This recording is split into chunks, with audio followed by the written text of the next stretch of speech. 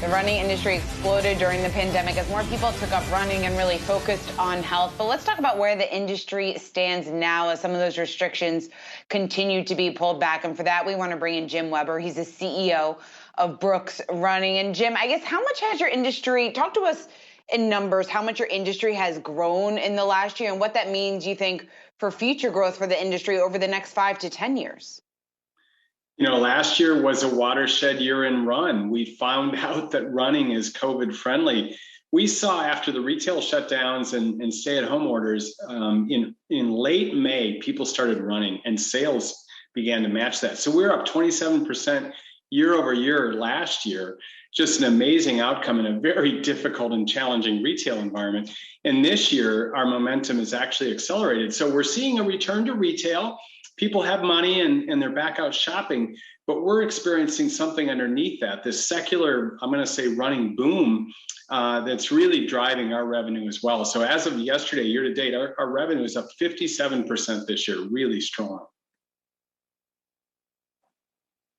Mr. Weber, Reggie Wade here. According to data from Matt Powell, MPD Group, Brooks is taking share from Nike as #1 when it comes to women's performance running. Was that an intentional part of the game plan or just a nice byproduct? Reggie, it's always intentional to add customers to our brand. You know, we're so focused on runners.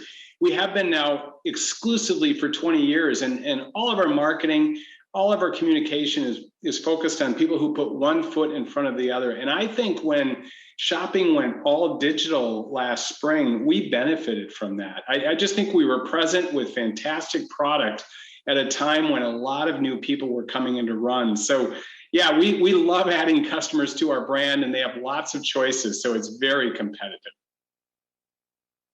Speaking of customers, I wanted to bring out my Ghost 12s. I have the Berkshire Hathaway edition. I don't know if you can see Warren Buffett right over here. And this is a pretty slick shoe, but I know you guys have been working on something, the Ghost 14, a carbon neutral shoe. Could you tell us a little bit more about that? You know, I'd love to, Reggie. So, you know, we've been focused on sustainability for well over a decade. And part of it is because of our brand. You know, people run outside. So we heard from customers early on, they wanted to know the impact that we were having in the environment. So we've set goals and been very focused on it. Lots of progress, but this round, the Ghost, I think is going to be a great milestone for us to get carbon emission neutral by 2040. So we have now taken our #1 volume shoe, our biggest product, and we've made it carbon neutral. Combination of recyclable materials, 59% of the upper content is recycled material product, which is a huge part of any product's carbon footprint in footwear. And then we bought really high quality offsets for the balance of it. So not only is it one of the favorite running shoes out there around the world for everyday trainers, mile after mile, but now it's carbon neutral. And we're really excited about that because, you know, there are some other carbon neutral products in our industry, but they're often concept products. They're really not high volume products. And so in our industry, this is equivalent to maybe the Ford F-150. The Ghost is one of the best selling shoes in running, and now it's carbon neutral. So we're excited to take a step forward on having less impact on the environment. The F-150 is going to be carbon neutral too, all electric. Let me ask you though, the recycled materials that you're now using in the shoe, I know you have to have tested them. What did you find about their quality as opposed to original virgin materials? You know, that's what's so hard, Adam. It all has to be engineered. You know, a running shoe looks simple, but actually at mile 20, it's not. It has to work or you're going to have some pain in the last 6 miles of your marathon. So we've been engineering recycled materials, as I mentioned, for over 10 years. And you have to get the tensile strength and the stretch and all of the engineered elements of it in all the right places perfectly, or it's the runner actually won't buy it again.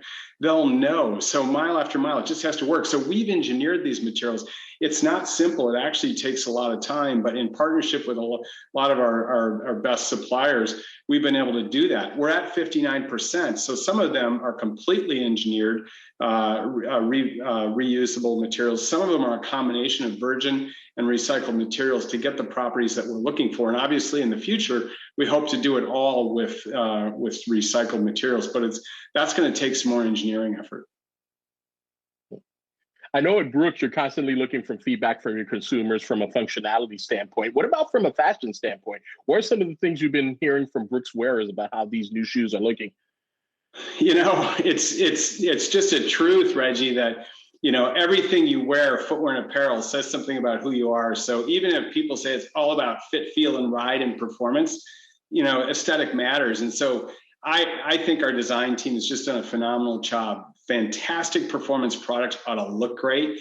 And we've been really trying to push the envelope there, including in color. I think our new Ghost is coming in 13 different colors, and that matters too. So we're really excited about that. Plus, we bring theme shoes around running events. The 4th of July has Firecracker 5Ks, so we've got a victory shoe for that. And we do it around these Jingle Bell runs at Christmas holidays. So we're bringing lots of color, and runners like that. It's fun. But I think we've got a color in there for almost everyone now.